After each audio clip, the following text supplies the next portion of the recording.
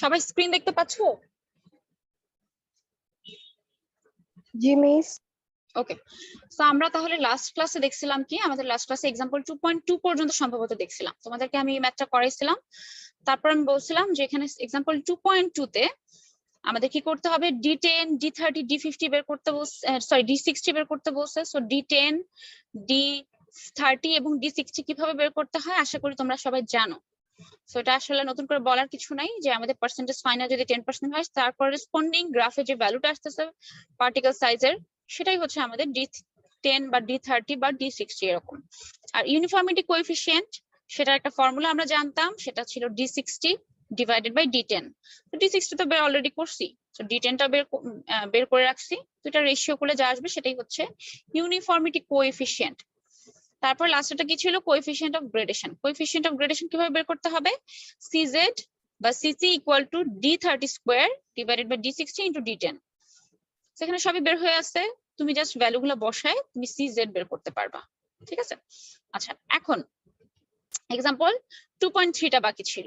So এটার তোমাদের একটা মানে টেবিল আমি দেখাইছিলাম, টেবিলটা কোথায়, এই যে এখানে দেখাইছিলাম টেবিলটা, সরি এখানে দেখাইছিলাম। মনে আছে যে আমাদের তিনটা সাইজ নিয়ে আমাদের কাজ করতে হতো, এটা কিন্তু মনে আছে তোমাদের? এটা আমি তোমাদের ক্লাসে দেখাইছিলাম। জি মিস। আচ্ছা আবার বলতেছি 2.3 তে আমাদের এই ফিগারটা দেখে আমাদের কাজ করতে হবে।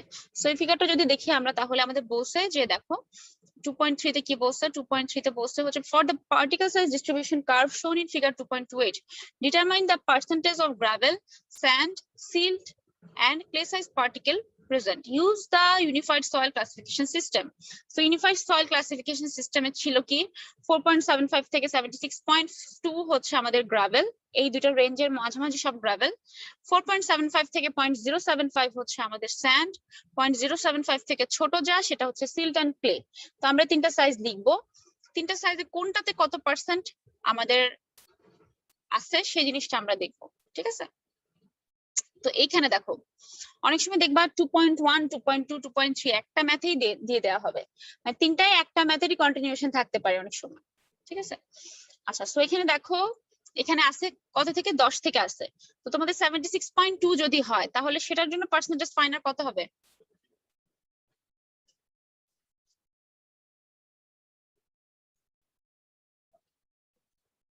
হান্ড্রেড পার্সেন্ট হবে না? 10 এর জন্য তো দেখতেছি 100%, তাহলে 76.2 যদি হতো তাহলে সেটার জন্য কত হতো? 100%। 100% কিন্তু হতো, যেমন ধরো এখানে যেমন 5 ও কিন্তু 100%। সো 5 থেকে বড় যা যা আসতেছে সেটাও 100% কিন্তু। সো 76.2 যদি হয় সেজন্য আমরা লিখতে পারি 100%। এখন 4.75 হলে কত লিখতে পারি, এই যে এই জায়গাটার মধ্যেই 4.75 হলে সেটাও কিন্তু 100% লিখা যাচ্ছে, তাই না? তাই তো নাকি? জি মিস। আর 0.075 তার মানে 0.075 কোথায় আছে বলো তো, কোন জায়গাটার মধ্যে 0.075 থাকবে?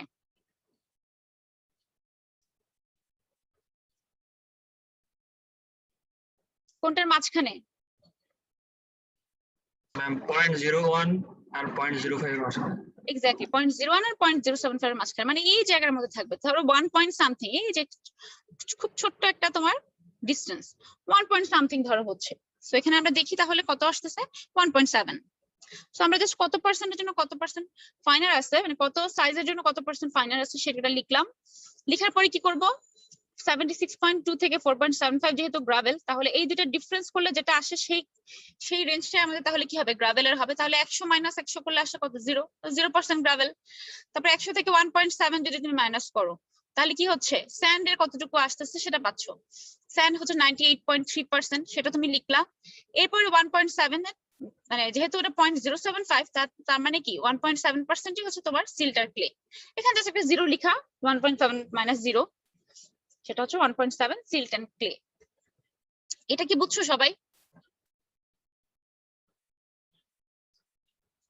জি মিস। আচ্ছা সো एग्जांपल 2.3 আমাদের তাহলে কমপ্লিট, খুব সোজা। এরপর আমরা দেখি পার্টিকেল শেপ। আমাদের পার্টিকেল শেপে যতক্ষণ ধরে তোমরা পড়লা স্যান্ডি টাইপ, তোমার হচ্ছে স্যান্ড, তারপর হচ্ছে গ্রাভেল, তারপর সিল্ড, ক্লে, এগুলার শেপ কিরকম হবে? শেপ এতক্ষণ তো তোমরা দেখছো হচ্ছে এগুলো কি সাইজের হয়, এখন এগুলো শেপ কিরকম হবে? গোলাকার হবে নাকি অ্যাঙ্গুলার হবে, কিরকম টাইপের শেপ হবে? তো সেই শেপটাকে আমাদের এখানে ভাগ করা হয়েছে, 3টা ভাগে ভাগ করা হয়েছে। একটা হচ্ছে বাল্কি, একটা ফ্লেকি, একটা হচ্ছে নিডল শেপ। ঠিক আছে, বাল্কি পার্টিকেলটা হচ্ছে মেইনলি হয় হচ্ছে তোমার স্যান্ডের জন্য হয়। বাল্কি হয় স্যান্ডের। ফ্লেকি আর নিডল শেপ এই দুইটা হয় হচ্ছে সিল্ট এবং ক্লের। বুঝে দিতে পারছি? ফ্লেকি আর নিডল শেপ হয় হচ্ছে সিল্ট এবং ক্লে। বাল্কি হয় শুধুমাত্র স্যান্ড। আচ্ছা, সেটা হচ্ছে 3 মেজর ক্যাটাগরি। এটা 3 মেজর ক্যাটাগরি।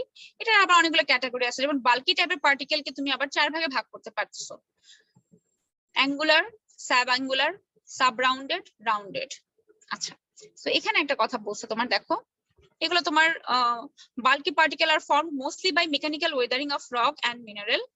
এই যে মেকানিক্যাল ওয়েদারিং এর কারণে এই টাইপের পার্টিকেল গুলো ফর্ম করে। এখন মনে করো তোমার যে জায়গায় হচ্ছে ওয়েদারিং হলো, সেই জায়গায় ধরো তোমার কোনো একটা পার্টিকেল সেই জায়গায় পড়ে আছে বা সেই জায়গার কাছাকাছি আছে, সেটা অ্যাঙ্গুলার হবে। এইটা তোমার এই অ্যাঙ্গুলার পার্টিকেলটা যত দূরে যাবে, মনে করো বাতাসের সাথে বা তোমার পানির সাথে যত দূরে যাবে, তত এইটার অ্যাঙ্গুলারিটি কমতে থাকবে। কেন কমতে থাকবে বলো তো?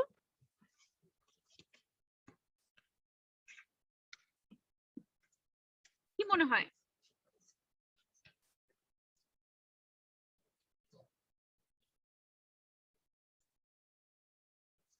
কোশ্চেনটা কি বুঝছো? আমি তোমাদের কাছে কি কোশ্চেন করছি বুঝছো? এই রেসপন্স না করলে বুঝবো না, রেসপন্স করো।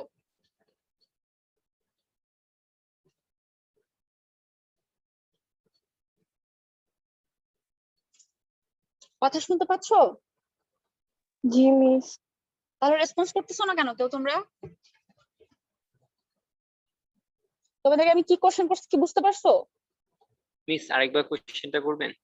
আবার কোশ্চেন করতেছি, দেখো বাল্কি টাইপের পার্টিকেলকে এখানে 4 ভাগে আমরা ভাগ করতেছি: angular, sub angular, sub rounded, rounded. So angular particle যদি হয়, আমি বলতেছি যখন ওয়েদারিং হবে, মানে বড় পার্টিকেল ভেঙে ছোট পার্টিকেলে পরিণত হলো, সো ছোট পার্টিকেলটা যদি অরিজিন বা অরিজিনের কাছাকাছি থাকে, তাহলে সেটাকে আমরা কি টাইপের সয়েল বলি বলো তো? রেসিডুয়াল সয়েল, তাই না? Yes miss. আর বাদবাকি যেগুলো ট্রান্সপোর্ট হয়ে চলে যায় সেগুলোকে আমরা ট্রান্সপোর্টেড সয়েল বলি। সেগুলোর বিভিন্ন ক্যাটাগরি আমি তোমাদেরকে দেখাইছিলাম: alluvial soil, alien soil, marine soil, অনেক টাইপের দেখাইছিলাম তোমাদেরকে।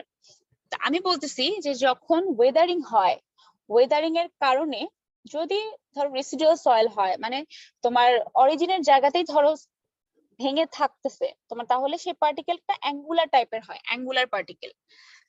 সেটা যদি ওয়াটারের কারণে বা উইন্ডের কারণে যদি এই অ্যাঙ্গুলার পার্টিকেলটা বিভিন্ন জায়গায় ট্রান্সপোর্ট হয়ে যায়, মানে মনে করো দূরে কোথাও যাচ্ছে,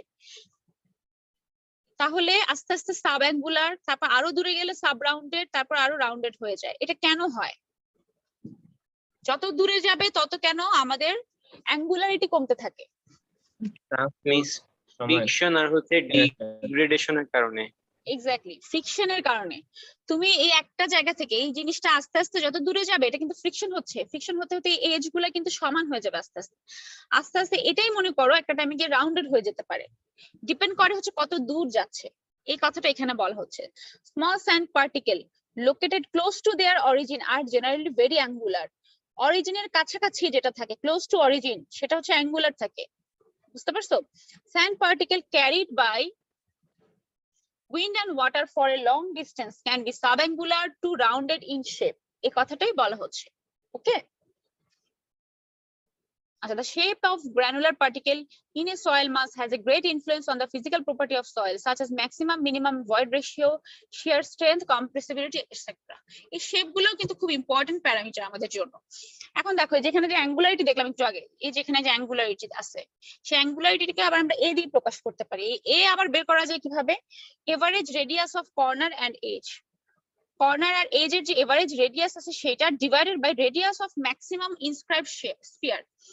এই ম্যাক্সিমাম যে ভিতরে যে স্ফিয়ারটা আসতেছে সেটার রেডিয়াস, এটাকে যদি আমরা ভাগ করি তাহলে আমাদের অ্যাঙ্গুলারিটি পাচ্ছি। যে ভিতরেরটা তো স্ফিয়ার আকারে, এটা না সাইড দিয়ে না অ্যাঙ্গুলার, ভিতরে যে স্ফিয়ারটা আছে অ্যাঙ্গুলারিটি বাদ দিলে সেটার যে রেডিয়াস ম্যাক্সিমাম, সেটাই হচ্ছে আমাদের এই যে নিচে বসাবো।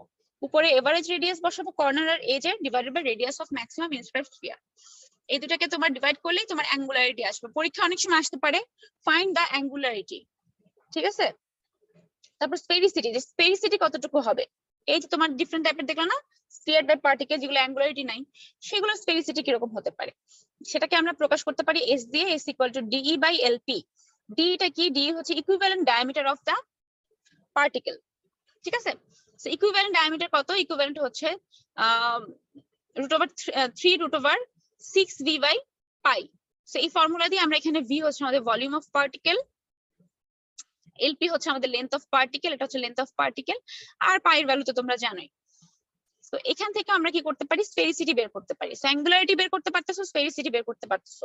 কিভাবে বের করতে হয় জাস্ট ফর্মুলা দেখেই তোমাদের আইডিয়া হয়ে যাওয়ার কথা, ঠিক আছে? আর ফ্লেকি টাইপ পার্টিকেল আর নিডল টাইপ পার্টিকেল এগুলো হচ্ছে তোমার আমাদের সিল্টি এবং ক্লেই টাইপের পার্টিকেলের জন্যই আমাদের বেশি দেখা যায় এরকম শেপ গুলা, ঠিক আছে? এখানে বসে দেখো খুবই লো স্পেরিসিটি থাকবে, 0.01 বা তার থেকে কম থাকবে স্পেরিসিটি।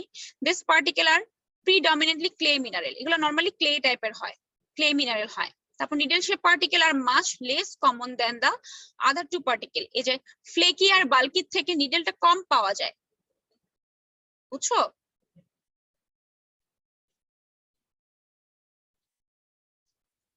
এতটুকু নিয়ে কারো কোনো কনফিউশন আছে? না মিস। আচ্ছা, তাহলে আমরা চলে যাই আমাদের সেকেন্ড যে চ্যাপ্টারটা, মানে চ্যাপ্টার 3 তে চলে যাই। ওকে, সো আমাদের চ্যাপ্টার 3 হচ্ছে weight volume relationship. Weight volume রিলেশনশিপটা কি আমাদের খুব মনোযোগ দিয়ে সবাই দেখো, এই চ্যাপ্টারটা খুবই ইম্পর্টেন্ট। এই চ্যাপ্টারটা তোমাদের যে কোনো টাইপের পরীক্ষায় এই চ্যাপ্টার থেকে ম্যাথ থাকেই থাকে। তুমি মনে করো মাস্টার্সের জন্য পরীক্ষা দিচ্ছ, বা তুমি কোনো গভর্নমেন্ট জবের জন্য পরীক্ষা দিচ্ছ, বা বিসিএস এর মনে করো পরীক্ষা দিচ্ছ, যে কোনো প্রাইভেট জবের জন্য পরীক্ষা দিচ্ছ, সবকিছুতে তো মোটামুটি একটা পরীক্ষা হয়। সেই পরীক্ষায় তোমার জিওটেক থেকে যদি কোনো ম্যাথ থাকে, জিওটেক থেকে যদি একটা ম্যাথ থাকে, সে একটা ম্যাথ এই চ্যাপ্টার থেকে থাকে। সো এই চ্যাপ্টার 3টা very very very very important. So এটা প্রথম থেকে বোঝার চেষ্টা করো। খুব একটা তোমার থিওরি এই চ্যাপ্টারে নাই, এই চ্যাপ্টারে তোমার আছে হচ্ছে মেইনলি ম্যাথ, আর ম্যাথের জন্য কিছু থিওরি লাগবে, সেই থিওরি না বুঝলে আবার ম্যাথ করতে পারবে না, সেই জন্য আমাদের বেশ কিছু থিওরিও পড়তে হবে, ঠিক আছে? আচ্ছা, সো চ্যাপ্টার 2 তে আমরা দেখছিলাম কি আমাদের সয়েল গুলো কোথা থেকে ফর্ম করলো, সেগুলো সাইজ কিরকম হয়, শেপ কিরকম হয়, এই জিনিসগুলো আমরা দেখলাম। বা আমাদের মেকানিক্যাল অ্যানালাইসিস যেমন সিভ অ্যানালাইসিস, হাইড্রোমিটার অ্যানালাইসিস, এগুলো করে কি অবস্থা হয় সেটা দেখলাম, ঠিক আছে? এই চ্যাপ্টারে আমরা দেখবো হচ্ছে সয়েলের 3 ফেজ ডায়াগ্রাম বা 3 ফেজ সিস্টেম। 3 ফেজ সিস্টেম বলতে আমি বোঝাচ্ছি, মনে করো, আচ্ছা আমি যা যা জিজ্ঞাসা করবো রেসপন্স করবা, ঠিক আছে? মনে করো তোমাকে একটা সয়েল স্যাম্পল কালেক্ট করে দিলাম, ঠিক আছে? কালেক্ট করে দেওয়া হলো, ধরো মাটি থেকে একটা সয়েল স্যাম্পল আনডিস্টার্ব অবস্থায় মনে করো কালেক্ট করে দিলাম। তা এখন তোমার সেই সয়েল স্যাম্পলের ভিতরে কি কি থাকবে বলো তো? খুব বেসিক কি থাকতে পারে? সয়েল থাকবে, আর কি থাকবে? কেউ বলতে পারবা? ক্লে থাকবে, মানে সয়েলের যে আচ্ছা, যে বলতেছো সে আরেকবার একটু বলো, আমি শুনি নাই তোমার কথা। মিস ময়েশ্চার থাকবে সয়েলে, পানি থাকবে, ওয়াটার থাকবে। পানি থাকবে, ওয়াটার। এক্স্যাক্টলি, ওয়াটার থাকবে, হ্যাঁ ওয়াটার থাকবে, এবং আরেকটা কি থাকবে? একদমই জাস্ট ফাঁকা ফাঁকা জায়গা থাকবে, ভয়েড, এয়ার ভয়েড ভয়েড। থাকবে, হ্যাঁ ভয়েডের ভিতরে কিন্তু ওয়াটারটা থাকে। সো এয়ার থাকবে, আরেকটা আমরা বলতে পারতেছি এয়ার থাকবে। তো তাহলে 3টা জিনিস থাকবে, একটা হচ্ছে সলিড থাকবে, ওয়াটার থাকবে, আর এয়ার থাকবে, ঠিক আছে? এখন আমাকে বলো ওয়াটারটা কোথায় থাকে? যে ভয়েডটা আছে সেটার মধ্যেই তো থাকে নাকি? ভিতরে যে খালি জায়গা সেখানে তো ওয়াটারটা থাকবে, খালি জায়গা সয়েলের মাঝখানে মাঝখানে যে ফাঁকা ফাঁকা জায়গা থাকে, সেই ফাঁকা জায়গার মধ্যেই তো ওয়াটারটা আস্তে আস্তে ভিতরের দিকে ঢুকবে, তাই না? জি মিস। তার মানে ভয়েডের ভিতরে কিন্তু ওয়াটার থাকতেছে। সো ভয়েডের ভিতরে ওয়াটারও থাকবে, ভয়েডের ভিতরে আবার বাতাসও থাকবে, যে জায়গায় ওয়াটার পৌঁছাইলো না সেই জায়গাটা ফাঁকা থাকতেছে। তার মানে ভয়েড, তুমি যদি টোটাল ভলিউম চিন্তা করো, তোমার টোটাল যে স্যাম্পল তোমাকে আমি দিলাম সেই স্যাম্পলের টোটাল ভলিউম যদি তুমি চিন্তা করো, সেই টোটাল ভলিউমের মধ্যে তাহলে আমি ভলিউমটাকে 2 ভাগে ভাগ করতে পারতেছি। একটা হচ্ছে টোটাল ভলিউম ইকুয়াল টু, একটা হচ্ছে ভলিউম অফ সয়েল, আর একটা হচ্ছে ভলিউম অফ ভয়েড। এই ভলিউম অফ ভয়েড এর মধ্যে আবার দুইটা জিনিস থাকে, একটা হচ্ছে ওয়াটার, একটা হচ্ছে এয়ার। ক্লিয়ার জিনিসটা? জি মিস। এই যে দেখো, এই ফিগারটা একটু খেয়াল করো। এটা হচ্ছে তোমার সেই স্যাম্পলটা যেটা আমি মনে করো আমি তোমাকে দিলাম, যে এটার ভিতরে কি কি আছে তুমি আমাকে বলো। এটার ভিতরে দেখে বুঝতেছো সয়েল আছে, পানি তো অবশ্যই থাকবে, আর ওয়াটার থাকবে কিছু। সো এটা টোটাল ওয়েট কে আমি ধরতেছি ডাব্লিউ, টোটাল ওয়েট হচ্ছে ডাব্লিউ, টোটাল ভলিউম ধরতেছি ভি। এইটাকে সামহাউ যদি এটাকে রূপান্তর করতে চাই, যেমন এখানে যেমন তোমার সয়েল গুলাকে আমি আলাদা করে দিলাম, মনে করো সয়েল গুলোকে আমি আলাদা করে নিচে দিয়ে দিলাম, পরে ওয়াটার, আর বাদ বাকি ফাঁকা জায়গা থাকতেছে, মানে এখানে এয়ার আছে। যদি সামহাউ এই জিনিসটা করা পসিবল, এটাকে কম্প্যাক্ট করে তুমি যদি এটা করতে পারো, তাহলে এইরকম একটা ডায়াগ্রাম দ্বারা এটাকে বলা হয় three phase of soil element. এটাকে থ্রি ফেজ বলা হয়, সয়েল, ওয়াটার, এয়ার, তিনটা আলাদা আলাদা ফেজ। ঠিক আছে? তো তাহলে আমি বলতেছি তোমাদের টোটাল ভলিউম যদি ভি হয়, তাহলে আমি কি বলতে পারতেছি, total volume V equal to volume of soil plus volume of void. এই ভলিউম অফ ভয়েড এর ভিতরেই কিন্তু ভলিউম অফ ওয়াটারটা থাকবে। তার মানে volume of void equal to আমি বলতে পারতেছি ভিএ প্লাস ভিডব্লিউ। বুঝছো এতটুকু?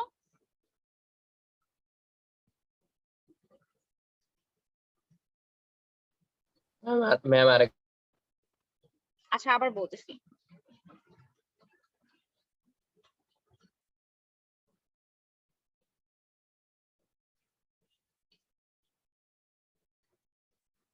দেখো টোটালটা হচ্ছে ভলিউম ভি, ঠিক আছে? ভি ইকুয়াল টু আমি লিখতে পারি না ভিএস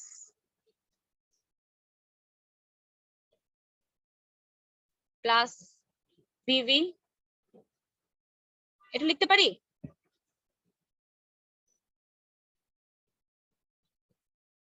পারি জি ম্যাম। নাকি? Yes ma'am. জি ম্যাম।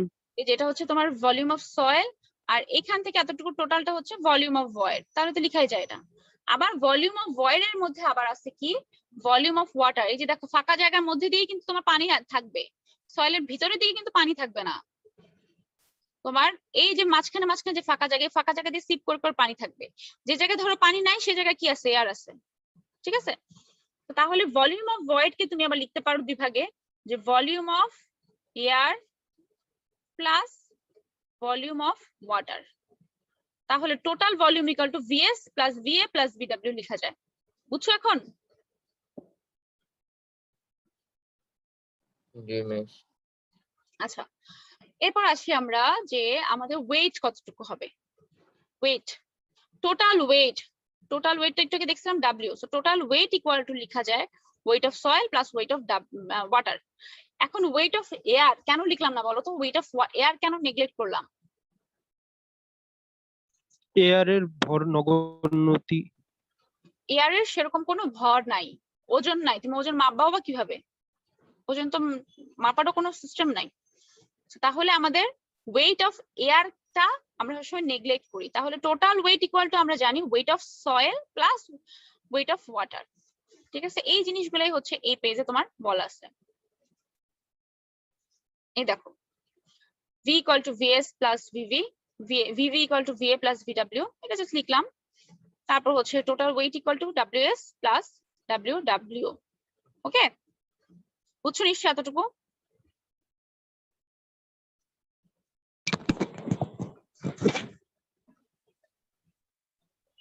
আচ্ছা, সো এখন দেখো আমাদের থ্রি ফেজ যে ডায়াগ্রাম দেখতেছো বা থ্রি ফেজ এলিমেন্ট দেখতেছো, এটাকে ডেসক্রাইব করার জন্য আমাদের কিছু ফর্মুলা বা কিছু ডেরিভেশন লাগবে, প্লাস হচ্ছে কিছু ডেসক্রিপশন লাগবে।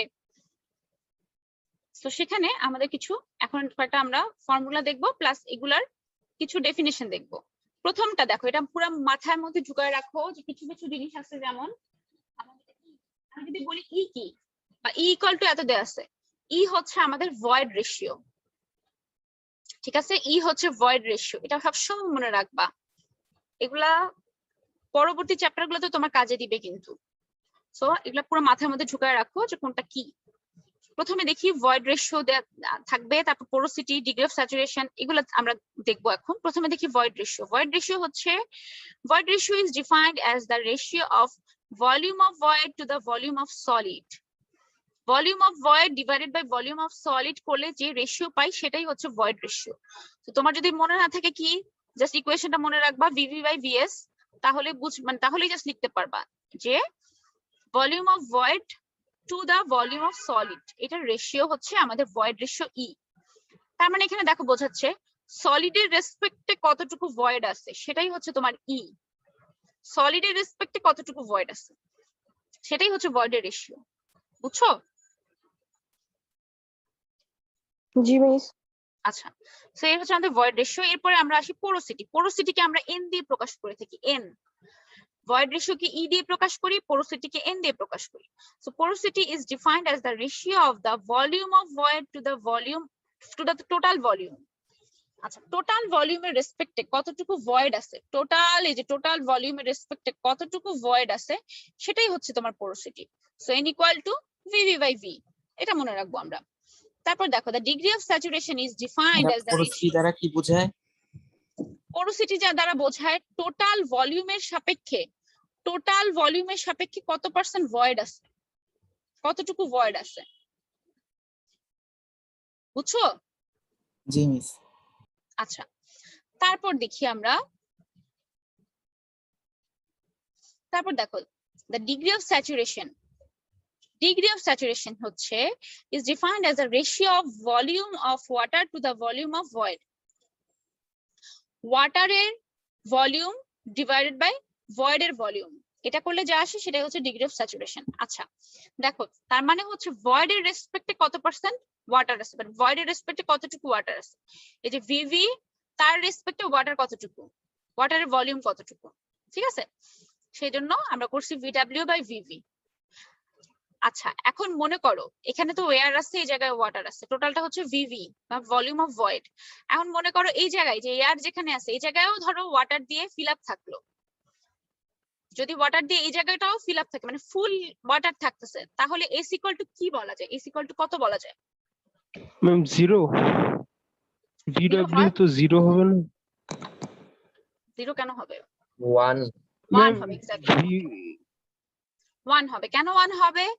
তখন ভিডব্লিউ টোটালটাই তখন ভিডব্লিউ, আর ভিভিও তাহলে সেম হচ্ছে, ভিভি ইকুয়াল টু ভিডব্লিউ হচ্ছে তখন, তাই না?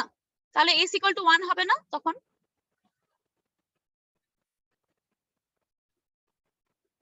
যারা বুঝছো তারা তো বুঝছোই, যারা বুঝো নাই তারা কি বুঝছো এখন? জি ম্যাম। আচ্ছা, তাহলে আমাদের S equal to VW by VV. যদি আমি তো কখনো বলি যে 100% স্যাচুরেশন অবস্থায় আছে, 100% স্যাচুরেশন, তখন কি বলবো? 100% যদি স্যাচুরেশন থাকে তাহলে এস ইকুয়াল টু 1 হবে, 100% স্যাচুরেশন থাকলে। ক্লিয়ার?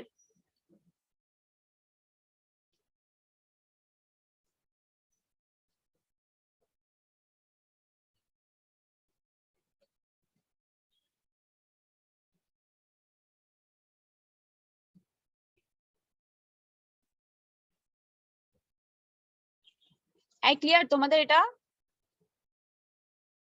জি ম্যাম। আচ্ছা,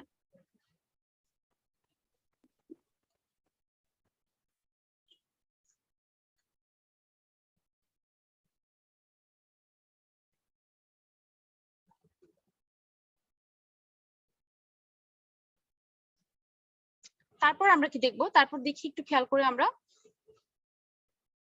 এস পর্যন্ত আমাদের দেখা হয়ে গেছে। এখন আমরা দেখবো হচ্ছে আমাদের ই ইকুয়াল টু, দেখো একটা রিলেশনশিপ আছে ভয়েড রেশিওর সাথে পোরোসিটি। তো void ratio E equal to volume of void divided by volume of soil, এটা আমরা একটু আগে দেখে আসছি, তাই না? সো ভলিউম অফ ভয়েড থাকলো, ভলিউম অফ সলিড, এটাকে কি লেখা যায়? Total volume minus volume of void লেখা যায় না? লেখা যায়? জি মিস। তাহলে total volume minus volume of void লিখলাম। এখন পুরা ইকুয়েশনকে টপে এবং বটমে দু জায়গায় যদি আমি টোটাল ভলিউম দিয়ে মানে ভি দিয়ে যদি ভাগ করি তাহলে কি দাঁড়ায়? এই যে দেখো, সবগুলোকে যদি তুমি ভি দিয়ে ভাগ করো, ভি দিয়ে ভাগ করলে কি থাকতেছে তাহলে? এই যে ভিভি বাই ভি মানে কি?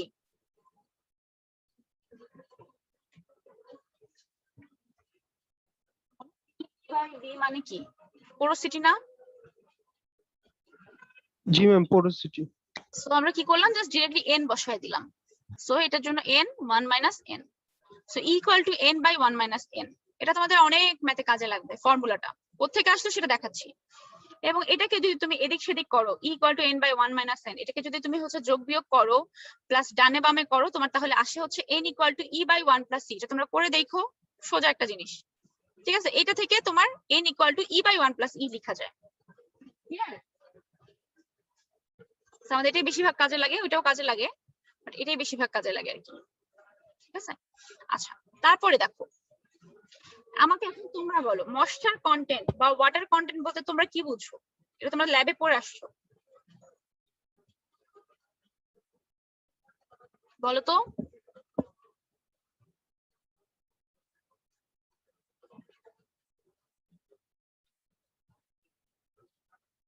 তো বলতে পারবা?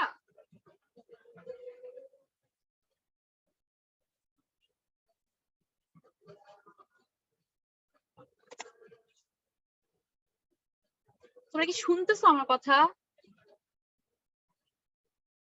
জি মিস। তোমরা কোনো রেসপন্স করো না কেন? তোমাদের এই জিনিসটা খুবই খারাপ কিন্তু। তোমরা মানে মনে না থাকলে বলো মনে নাই ম্যাডাম, আমাদের মনে নাই, শেষ। আমি বলেই যাচ্ছি, জিজ্ঞেস করে যাচ্ছি, সবাই চুপ করে বসে আসছে, এটা তো খুবই মানে ইরিটেটিং একটা ব্যাপার। রেসপন্স করো, ঠিক আছে? আমি বলতেছি রেসপন্স করবা, না পারলে তো কোনো সমস্যা নাই, তোমাকে কোনো পানিশমেন্ট আমি দিচ্ছি না। আচ্ছা, সো ওয়াটার কন্টেন্ট যেটা ছিল তোমরা ল্যাবে পড়ে আসছো, যে আমাদের দেখো এখানে লিখে আছে ওয়াটার কন্টেন্ট বা ময়েশ্চার কন্টেন্ট একই কথা, is defined as ratio of weight of water to the weight of solid at a given volume of soil। মানে কি? weight of water divided by weight of solid, WW divided by WS, এটা কি বলা হয় moisture content. এই যে W equal to WW by WS, মানে solid এর রেসপেক্টে কতটুকু ওয়াটার, কত ভরের। এটা কিন্তু স্মল W, ওয়াটার কন্টেন্টকে কিন্তু আমরা স্মল W দিয়ে প্রকাশ করে থাকি, আর ক্যাপিটাল W মানে কিন্তু ভর বা ওয়েট, কতটুকু ওয়েট আছে সেটা। এটাকে তুমি যদি এম দিয়ে প্রকাশ করতে তাও কোনো সমস্যা ছিল না, অসুবিধা নাই, আমরা জানি করা যায় এটা। তারপর দেখো ইউনিট ওয়েট, এটা তো সবাই জানি, unit weight equal to M by V বা ডাব্লিউ বাই ভি, একই কথা, মাস ওয়েট একই জিনিস, ঠিক আছে? সো এম বাই ভি লিখো বা ডাব্লিউ বাই ভি লিখো, একই কথা। এখন দেখো এখান থেকে আমি এই জায়গাটায় আসতে পারি কিনা, এটা থেকে আমি এই জায়গায় আসতেছি, মনে করো এখানে কি করলাম আমরা, দেখো gamma equal to W by V. W মানে কি লেখা যায়? W equal to WS plus WW, যেহেতু এয়ার এর কোনো ভর নাই সেহেতু সেটা আমরা বাদ দিয়ে দিচ্ছি। সো WS প্লাস WW, এখান থেকে WS টা কমন নিলাম, কমন নিয়ে কি থাকতেছে 1 প্লাস WW বাই WS থাকতেছে, এই যে WW বাই WS নিচেটা থাকতেছে, ফাইন। এরপর দেখো WW by WS equal to আমরা জানি হচ্ছে ওয়াটার কন্টেন্ট মানে স্মল W, সো সেটা জাস্ট বসাই দিলাম। এখন দেখো অনেক সময় তোমার আর্থওয়ার্ক প্রবলেম সলভ করার জন্য, এখানে লেখা আছে অনেক সময় আর্থওয়ার্ক প্রবলেম সলভ করার জন্য অনেক সময় আমাদের ড্রাই ইউনিট ওয়েটটা লাগে। ড্রাই ইউনিট ওয়েট মানে হচ্ছে তোমার শুধুমাত্র সলিড পোর্শন বা শুধুমাত্র সয়েল যতটুকু আছে অতটুকুর ওয়েট বাই ভলিউম করে আমরা ড্রাই ইউনিট ওয়েট পেয়ে থাকি। ড্রাই মানে এক্সক্লুডিং ওয়াটার, কোনো ওয়াটার থাকবে না। So gamma D equal to weight of solid divided by volume, বুঝছো? জি মিস। এরপর দেখো এই যে দেখো WS বাই ভি, এই যেখানে WS by V, WS by V এর বদলে এখানে গামা ডি বসানো যায়। ধরো এই জায়গার মধ্যে WS বাই ভি এর বদলে, জি মিস। তাহলে যে গামা ইকুয়াল টু, তাহলে গামা ডি ইনটু এই যে এই এতটুকুর বদলে আমি লিখতে পারি হচ্ছে গামা ডি, এটুকুর বদলে আমি লিখতে পারি হচ্ছে গামা ডি, ঠিক আছে? So gamma D, gamma equal to gamma D into 1 plus W। So gamma D equal to কি লেখা যায়? গামা বাই 1 প্লাস W, এই যেটা, তাই না? বুঝছো তো নাকি? জি মিস। ওকে, সো এটা আমাদের লাগবে। এখানে কোন সবগুলো ফর্মুলা বেসিক্যালি মুখস্থ করা লাগবে, মানে কিভাবে হলো সেটা দেখে যদি করো মুখস্থ, তাহলে মুখস্থ করতে সুবিধা হবে। আর জাস্ট র্যান্ডমলি যদি মুখস্থ করতে চাও তাহলে কিন্তু কোনো কাজে লাগবে না। আর তোমরা যদি চিন্তা করো যে অনলাইন এক্সাম, আমার মুখস্থ করার কোনো দরকার নাই, কোনো কিছুই তো হবে না, অসুবিধা কি? তাহলে তোমরা ভুল। কারণ তুমি যদি এই সেমিস্টারে না মুখস্থ করো, তোমার পরের সেমিস্টারে গিয়ে ঠিকই মুখস্থ করতে হবে, তারপরের সেমিস্টারে ঠিকই মুখস্থ করতে হবে। লাইফে কখনো না কখনো তোমার এটা পড়তেই হবে। তুমি এখন ফাঁকিবাজি করলে পরে তোমার মানে পরে আরো কষ্ট হবে বেশি, বুঝছো? তো এখন থেকেই এই চ্যাপ্টার গুলো খুব ভালো করে পড়বা। কোনো ফর্মুলা স্কিপ করবা না, সব ফর্মুলা মুখস্থ করবা। এবং কিভাবে আসলো ফর্মুলাটা সেটা যদি জানো, তোমার কাছে যে কোনো টাইপের ম্যাথ, যত ঘুরায় ম্যাথ দিই, যত কঠিন ম্যাথ দিই, তোমরা যে কোনো টাইপের ম্যাথ পারবা যদি তুমি ভালো করে এই চ্যাপ্টারের ফর্মুলাগুলো কোথা থেকে আসলো, কিভাবে আসলো, সেই জিনিসটা যদি তুমি জানো। ঠিক আছে, ওকে। এখন দেখো আরেকটা ব্যাপার, আমাদের ডেনসিটি আর ইউনিট ওয়েট এখানে অলমোস্ট সেম হিসেবে ধরা হয়। ইউনিট ওয়েটের যে একক, ধরো পাউন্ড পার ফিট কিউব, ডেনসিটিরও সেম একক। ধরো আমি এখানে ওয়েটের জায়গায় শুধুমাত্র এম লিখতেছি, দ্যাটস ইট, জাস্ট মাস। তো তোমার যখন ডেনসিটি চাবে তখন রো দিয়ে প্রকাশ করবা, যখন ইউনিট ওয়েট চাবে তখন গামা দিয়ে প্রকাশ করবা, বাদ বাকি সবই সেম। ঠিক আছে, দেখো এই যে gamma equal to W by V, এখানে rho equal to M by V, একই কথা, একই ইউনিট, একই সব ভ্যালু। ভিটা তো সেম, এমটাও সেম, এম আর W equal. Then rho D equal to যদি চিন্তা করো, রো ডি আর গামা ডি একই জিনিস, যে ডাব্লিউ এস বাই ভি, এখানে এম এস বাই ভি, একই কথা। তুমি ইউনিট ওয়েট বলো আর তুমি ডেনসিটি বলো, সেম জিনিস আসতেছে তোমার। ক্লিয়ার? জি মিস। আচ্ছা, সো আমরা এটা হয়তোবা পুরোটা শেষ করতে পারবো না, আমি জাস্ট প্রথমে কয়েকটা লাইন তোমাদেরকে দেখাই যে কিভাবে আসতেছে। তার আগে একটা ব্যাপার তোমাদেরকে বলে রাখি, সেটা হচ্ছে আমাদের যে কোনো কিছু, যে কোনো টাইপের পার্টিকেলের বা যে কোনো টাইপের ম্যাটেরিয়ালের আমি যদি ইউনিট ওয়েট বের করতে চাই, তাহলে আমি কিভাবে বের করতে পারি? এটা তোমরা পড়ে আসছো, তোমাদের এটা ইন্টারে পড়ে আসার কথা, বা অন্যান্য যে কোনো সেমিস্টারে তোমরা পড়ে আসছো হয়তোবা। মনে করো আমি ধরো যদি এখানে লিখি,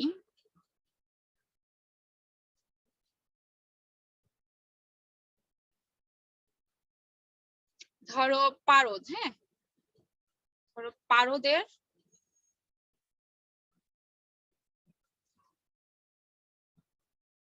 লেড যদি আমি চিন্তা করি, লেড, ধরো লেডের ইউনিট ওয়েট আমি বের করতে চাচ্ছি, তো গামা পিবি, এটা আমার জানা দরকার। এখন আমি এটা জানি হচ্ছে স্পেসিফিক গ্র্যাভিটিতে জানি, স্পেসিফিক গ্র্যাভিটি অফ পিবি জানি আমি। তখন কি করবো, এটা কিভাবে বের করব? অলওয়েজ মনে রাখবা জি পিবি ইন্টু হচ্ছে গামা ডাব্লিউ। অলওয়েজ পানি ইউনিট ওয়েট দিয়ে যদি সেটার স্পেসিফিক গ্র্যাভিটিকে তুমি গুণ করো, তাহলে তুমি ইউনিট ওয়েট পাবা। পানির ইউনিট ওয়েটের সাথে স্পেসিফিক গ্র্যাভিটি গুণ করবা। কার স্পেসিফিক গ্র্যাভিটি গুণ করবা? যেই ম্যাটেরিয়ালের তুমি ইউনিট ওয়েট বের করতে চাচ্ছ সেই ম্যাটেরিয়ালের। বুঝাতে পারলাম ব্যাপারটা? বুঝছো নাকি আবার বলবো?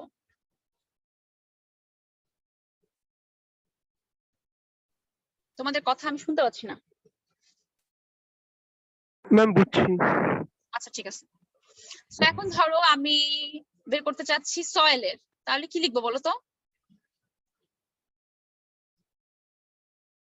কি লিখবো? Ma'am GS into gamma W. হ্যাঁ, জিএস ইন্টু হচ্ছে ইন্টু গামা ডাব্লিউ।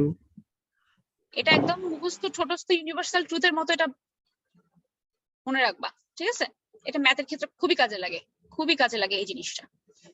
ওকে, সো আমরা যদি এটা বুঝে থাকি, আশা করি আমরা এটা আর কখনো ভুলবো না। সো প্রথমে দেখি আমরা এখানে, দেখো এই যে এই জায়গায় হচ্ছে তোমার WS equal to GS gamma W লিখে দিছে। ঠিক আছে, এটা কেন আসছে, কোথেকে আসছে সেটা তোমাদেরকে এক্সপ্লেইন করতেছি আমি। আমরা জানি হচ্ছে গামা ইকুয়াল টু, ধরো আমি যদি বলি গামা S, সাপোজ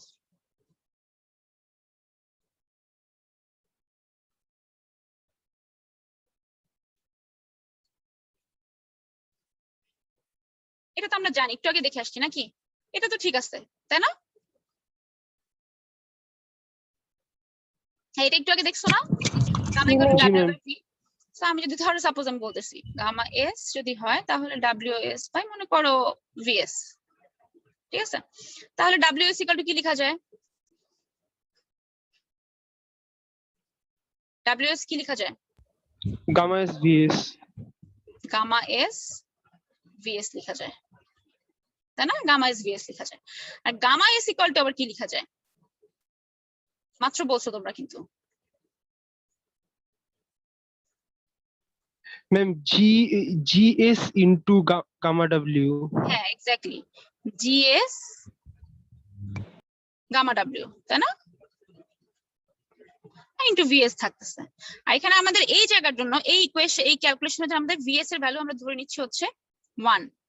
তাহলে থাকতেছে W is equal to GS gamma W, W is equal to GS gamma W. বুঝছো এখন জিনিসটা? জি ম্যাম। আচ্ছা, আর ভিএস ইকুয়াল টু 1 এটা আমাদের ক্যালকুলেশনের সুবিধার জন্য এখানে আমাদের কিছু ফর্মুলা আমরা জেনারেট করব, সেই জন্য আমরা ধরে নিচ্ছি ভিএস ইকুয়াল টু 1। এটা আমি নেক্সট ক্লাসে আরো ডিটেইলসে পুরোটা বুঝাবো, এখন জাস্ট এই দুইটা লাইনে আমরা বুঝে থাকি, ঠিক আছে? এখানে জিএস টা কি? Specific gravity of soil, W হচ্ছে ময়েশ্চার কন্টেন্ট, গামা ডাব্লিউ হচ্ছে ইউনিট ওয়েট অফ ওয়াটার। আর এখানে দেখো W W equal to W into WS, এটা কোথা থেকে আসলো? এটা আসলো হচ্ছে এখান থেকে, moisture content equal to W W by WS. তো এখানে ডাব্লিউ ডাব্লিউ কি লেখা যায়? ডাব্লিউ ডাব্লিউ ইকুয়াল টু কি লেখা যায়? ডাব্লিউ ইন্টু ডাব্লিউএস লেখা যায়, তাই না? এই যে এটাই লিখছে, দেখো এই যে ডাব্লিউ ইন্টু ডাব্লিউএস। আবার ডাব্লিউএস ইকুয়াল টু মাত্র তুমি বের করছো জিএস গামা ডাব্লিউ, জাস্ট সেই জিএস গামা ডাব্লিউটা বসাই দিলাম, আর কোনো কিছু না। ক্লিয়ার এতটুকু? জি ম্যাম। Okay fine. Yes miss. যদি এতটুকু ক্লিয়ার হয় তাহলে আমরা আজকে এতটুকু পর্যন্তই রাখি। এটা নেক্সট ক্লাসে আমরা এখান থেকে শুরু করব। একটু মনে রেখো যে আমরা 3.2 এর প্রথম দুইটা লাইন দেখছি, তারপর থেকে আমরা দেখবো। এখানে দেখো বেশ কিছু ফর্মুলা আছে, কোথা থেকে আসলো জিনিসগুলা, খুব ইম্পর্টেন্ট ফর্মুলা আছে। তো আমাদের কোথা থেকে আসতো জাস্ট মুখস্থ করে ফেললে আসলে হয় না অনেক সময়, ঠিক আছে? কোথা থেকে আসলো সেটা জানাটাও আমাদের জন্য ইম্পর্টেন্ট। তো এটা ভালো করে আমরা দেখবো। প্লাস নেক্সট ক্লাসে আসার আগে আগের ক্লাসে কি পড়াইছি, মানে আজকের ক্লাসে কি পড়াইছি সেটা একটু দেখবা, তাহলে তোমাদের জন্য বুঝতে সুবিধা হবে, ঠিক আছে? কারো কোনো প্রবলেম আছে এতটুকুতে?